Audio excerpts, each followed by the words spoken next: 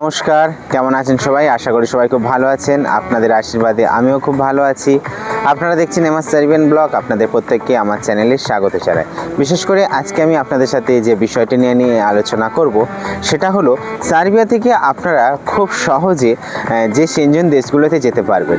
দেখুন, সার্বিয়াতে আসার পরে প্রত্যেকের ইচ্ছা থাকে যে সার্বিয়াতে কিছুদিন কাজ করবেন এবং তারপর আপনারা সার্বিয়া ত্যাগ করবেন, বা সার্বিয়া থেকে আপনারা কেউ ডঙ্কি মারেন বা কেউ এখান থেকে বড় বড় কোনো দেশে যান।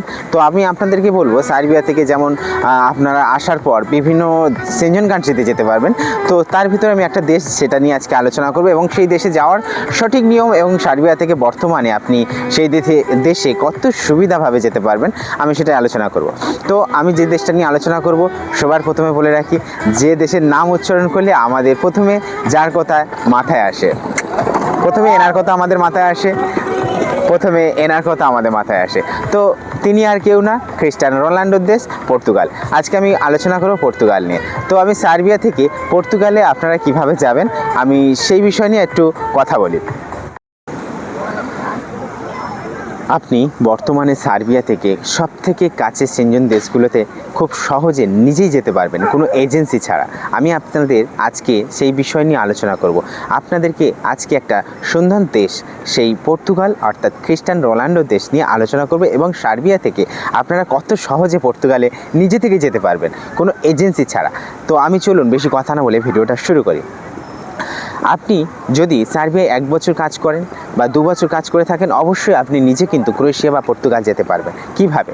আপনি সার্বিয়ায় 1 বছর যখন কাজ করবেন, 1 বছর কাজ করার পর সার্বিয়ায় কিন্তু আপনি 1 মাসের ছুটি পাবেন। তো সেই ছুটিটা আপনি বাড়িতে না গিয়ে নিজে কিন্তু একটা কাছাকাছি সেনজেন কান্ট্রির জন্য ভিসা অ্যাপ্লাই করতে পারেন, যেটা ট্যুরিস্ট ভিসা। তো সেই ট্যুরিস্ট ভিসা আপনি যখন পেয়ে যাবেন, আপনি সেই সেনজেন কান্ট্রিতে যাবেন এবং যাওয়ার পর যেমন সেনজেন কান্ট্রির দেশগুলোতে আপনি ঘুরবেন, পর্তুগাল বা ক্রোয়েশিয়া, সেখানে ঘোরার সাথে সাথে আপনি কিন্তু বিভিন্ন কোম্পানির সাথে যোগাযোগ করতে পারেন। বা যদি সেখানে আগে থেকেই আপনার কোনো চেনা পরিচিত ব্যক্তি থাকে, বা আগে থেকে আপনার কোনো বন্ধু কাজ করতে থাকে, বা আগে থেকে আপনার কোনো চেনা জানা লোক থাকে, তবে অবশ্যই তাদের সঙ্গে যোগাযোগ করতে পারেন। তারা যে সমস্ত কোম্পানিতে কাজ করে বা তারা যে কাজগুলো করে, সেই কাজগুলো যদি লোক লাগে, তো সেই ক্ষেত্রে আপনি এখান থেকে গিয়ে কিন্তু সেই কোম্পানির সাথে ডিরেক্টলি কথা বলতে পারবেন, বা তাদের দ্বারা কথা বলে কিন্তু আপনি আরামসে সার্বিয়া থেকে পর্তুগাল যেতে পারবেন। তো পর্তুগালে বর্তমান পরিস্থিতি কিন্তু খুব ভালো, কারণ বর্তমানে পর্তুগালে আপনি যদি আসতে পারেন, তো সেটা ধরুন একটা সেনজেন দেশ আপনার জন্য যেমন ভালো,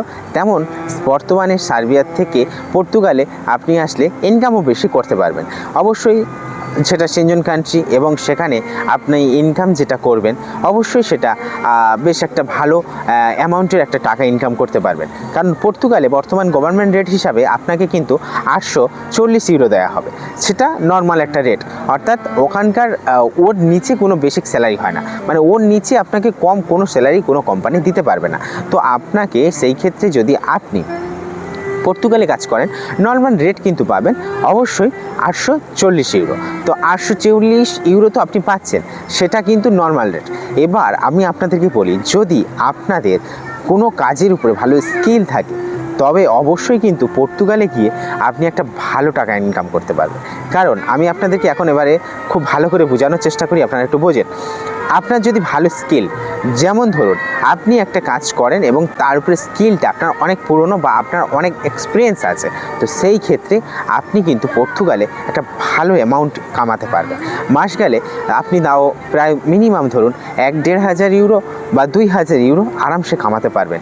আপনি যদি একজন ভালো শেফ হন, তো সেই ক্ষেত্রে কিন্তু আপনি পর্তুগালে ভালো কোনো রেস্তোরাঁ বা ভালো কোনো রেস্টুরেন্ট, ভালো হোটেলে যদি আপনি যোগাযোগ করতে পারেন, সেই ক্ষেত্রে বর্তমানে পর্তুগালে দাঁড়িয়ে আপনি কিন্তু 1.5 থেকে 2000 ইউরো বা 2000 থেকে 2500 ইউরোর বেশি ইনকাম করতে পারবেন। সেটা যদি আপনার স্কিল ভালো থাকে। এবং নন স্কিল যাদের ভালো, নন স্কিল আপনার ভালো নেই, কাজের অভিজ্ঞতা নেই, তো সেই ক্ষেত্রে আপনাকে মিনিমাম 840 ইউরো কিন্তু দেবেই। তারপরে আপনাকে কাজ শিখিয়ে নেবে। কাজ শেখানোর পর তারপরে কিন্তু তারা আবার আস্তে আস্তে প্রতি বছর, যেমন ইউরোপ দেশের সব দেশগুলোতে একটা রুলস আছে, আপনি প্রতি বছর এখানে যখন কাজ করবেন, প্রত্যেক বছর কিন্তু আপনার একটা পয়সা বাড়তে থাকে, বা আপনার স্যালারিটা অ্যাগ্রিমেন্ট হতে থাকে।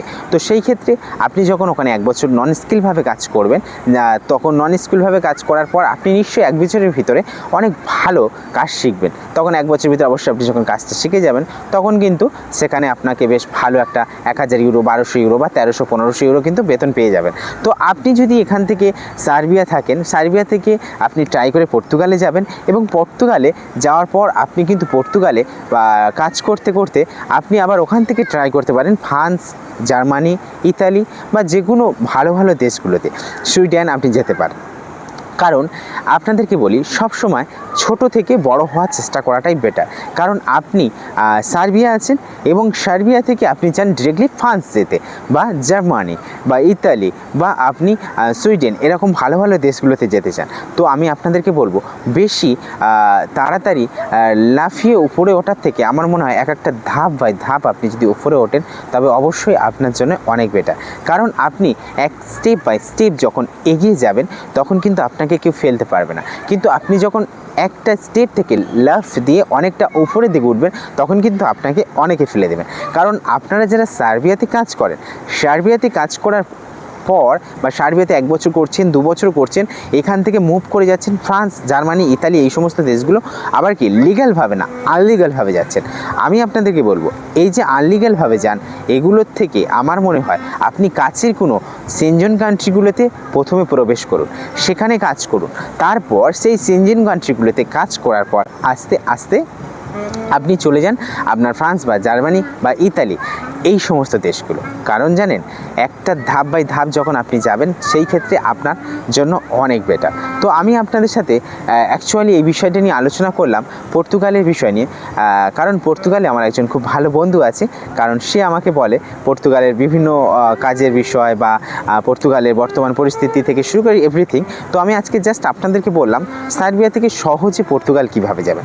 অবশ্যই আপনারা আশা করি বুঝতে পেরেছেন, আর যদি না বুঝতে পারেন অবশ্যই আমাকে জানাবেন, আমি আপনাদেরকে আরও সুন্দরভাবে কমেন্টে বুঝিয়ে দেবো।